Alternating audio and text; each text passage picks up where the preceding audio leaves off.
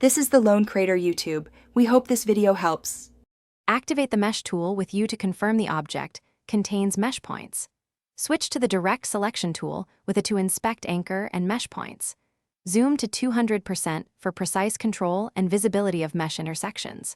Hover over intersections to see handles and highlights before editing. Note which rows or columns of mesh you want to remove or retain. This initial inspection prevents accidental deletion of important color stops and shape detail.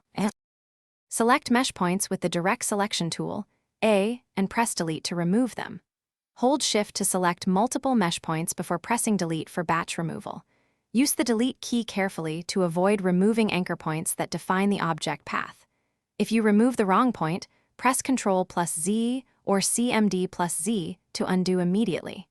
Continue deleting rows or columns of mesh points until the gradient looks correct. Regularly check the overall shape and color continuity. Select the mesh object and choose Object Expand, Check Fill, and click OK to flatten mesh fills. This converts mesh color nodes into editable vector shapes for simpler editing. Then choose Object Path Simplify and set curve precision to 90% to reduce path complexity. Review the result and use the eyedropper tool to reapply consistent fills where necessary.